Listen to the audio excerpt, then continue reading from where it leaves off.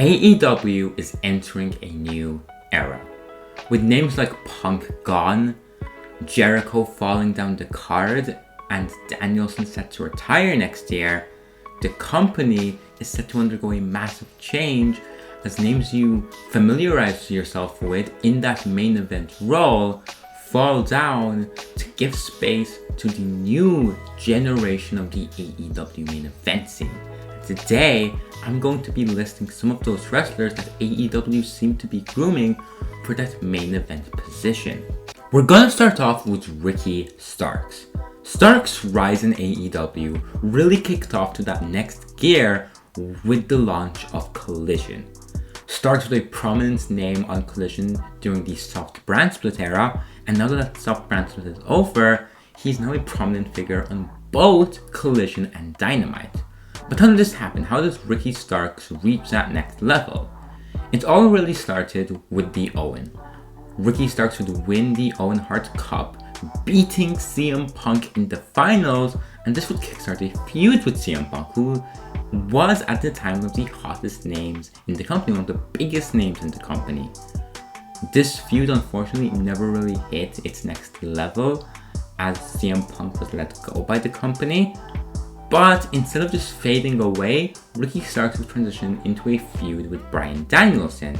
And with Big Bill now by the side of Ricky Starks, he feels like a bigger deal than he's ever been. Ricky Starks is ready to be a prominent main event figure in AEW. He can be constantly in that main event scene because of the way they've used him. Going from CM Punk to Bryan Danielson, even though he's lost 0-2 at the time of this recording to Danielson, still makes him feel like a big deal. Usually you see these guys get that big rub, go into a big program with a star, and then after that they kind of fade away into that mid-card once again. But Ricky Starks transitioning tells me that they are ready to push him to that main event level, and maybe a world title run is in his horizon in the next year or two. We're gonna move on to Konosuke Takeshita. Takeshita is one of AEW's big projects at the moment, and you can totally see why. He has everything. He's a great worker. The way he hits someone with one of those elbows looks absolutely brutal, and he looks like a complete star. The only thing hindering him in America is he's not a fluent speaker of English, so maybe his promos would be held back.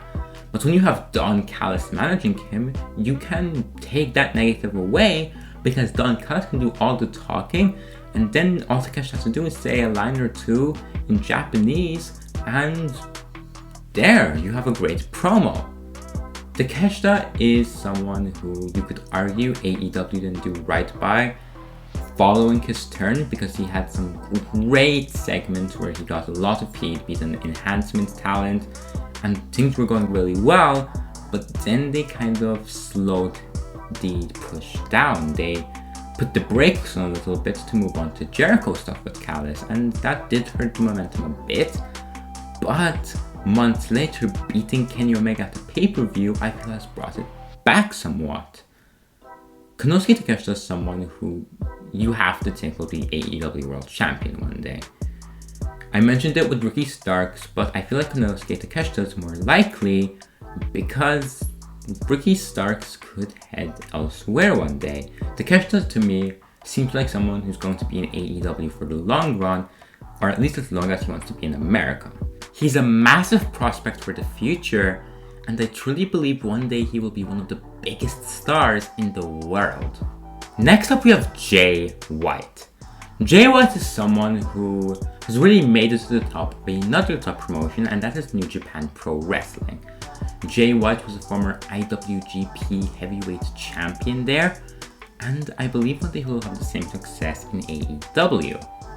He is someone who, unlike the others who I say will be World Champion one day, is someone who can be World Champion very soon. Hell, I think he can dethrone MJF. Jay White leads Bullet Club Gold, which is one of the most entertaining acts in all of professional wrestling. And I think they're going to take over the company one day. They're the most interesting iteration of the Bullet Club that there's been in years, and I'm really enjoying what Bullet Club is doing currently.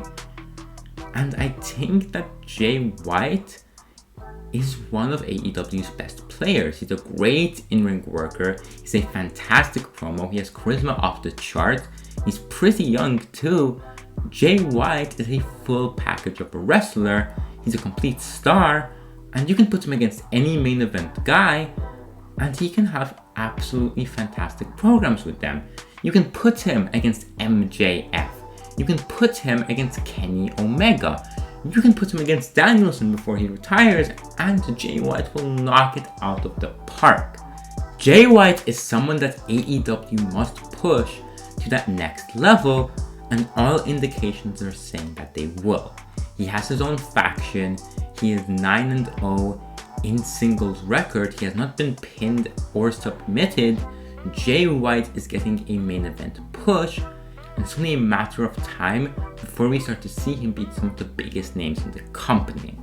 And finally, we have Swerve Strickland.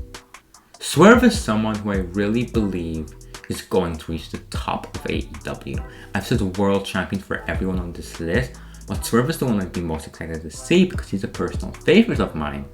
I didn't just put him on this list because he's a favorite of mine. I put him on this list because of the way he's been pushed. He had the feud with Darby Allin. He's now going into a feud with Hangman Adam Page, where I do think there's a very good chance he beats Page. And I think he'd be an excellent main event heel for AEW. He kind of has this comic book, anime, movie type feeling to him. He has this cool factor in wrestling, and I think it's really unique. I think it's something that AEW could take advantage of and have some really great feuds with. He's a great talker, he's a great wrestler, he has charisma, he has star quality, he just has it in pro wrestling, and one day he's going to reach the very top of this business, and that's something I can say about everybody on this list. So do I believe that this is for the best of the AEW main event team? Yes. While it's really upsetting to see Punk leave the company, Danielson retire, Jericho fall down the card, because these are the people I grew up with and the people who have been producing phenomenal work for years, it's time for new blood. We've seen all the big matches other than Omega versus MJF, and to bring in these new guys, establish them as main eventers, means you have a lot more fresh matches that could main event your pay-per-views. I think this is a good thing, and with the stars we've mentioned, as I've said, all of them are future world champions given the right booking. This is an exciting time to be a fan of AEW, at least in terms of the main event scene, and I'm excited to see where all of these stars go in the future.